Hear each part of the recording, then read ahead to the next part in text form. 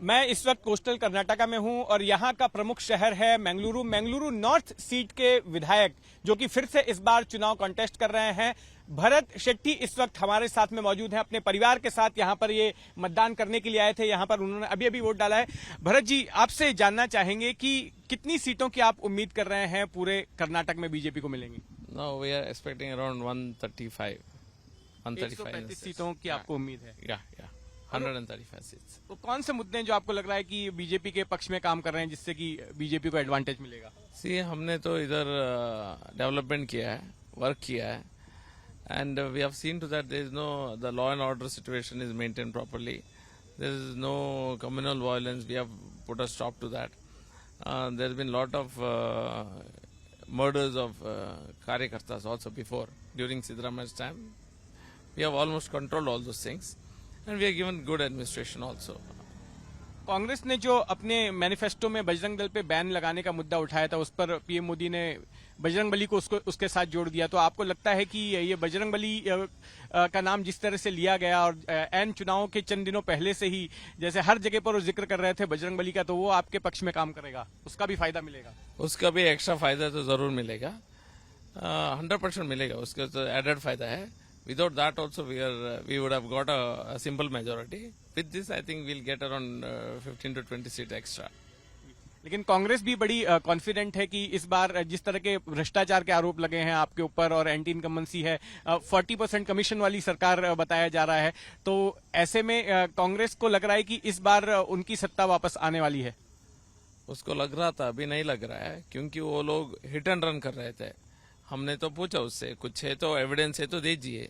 वो तो अभी तक तो कुछ एविडेंस नहीं दिया है, उसके पास कुछ नहीं है। उसका ही ex prime minister late Rajiv Gandhi ने बोला था 1 रुपए में खाली 15 पैसा लोगों को पहुंचता है करके।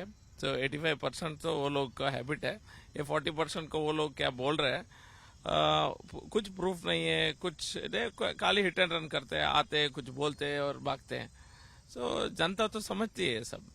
एक आखिरी सवाल की कोस्टल कर्नाटका की अगर बात करें तो यहाँ पर कई सीटों पर जो है बड़े पैमाने पर मुस्लिम मतदाता भी हैं और यहाँ एसडीपीआई भी साथ साथ में हर सीट पर अपने उम्मीदवारों को उतार रही है। तो क्या आपको लगता है कि उससे जो वोट बटेंगे उसका फायदा बीजेपी को मिलने वाला है? वोट बटेंगे तो फायदा मिलने की चांसेस है, लेकिन इधर क्या है कि ऑल पीपल नो, सबको शांति सुव्यवस्था चाहिए। इधर सबको शांति सुव्यवस्था चाहिए, अपना अपना बिजनेस को डेवलपमेंट करने का सोच रहे हैं। हम तो हमारा 5 इयर्स में इधर एक भी कम्युनल वायलेंस का इंसिडेंट होने के लिए हम नहीं दिया। इंसिडेंट्स हो रहा था लेकिन कम्युनल वायलेंस तक होने के लिए हमने नहीं दिया है। लॉ एंड ऑर्डर हमने मेंटेन किया है। लोग वो समझते हैं, बीजेपी आने के बाद इधर कुछ दंगा फसाद नहीं हो रहा है। People understand that, so they will vote for us, and we had 7 seats in this Dakshin Kannada. Out of 8 we used to have 7. This time out of 8 I think we'll manage all the 8.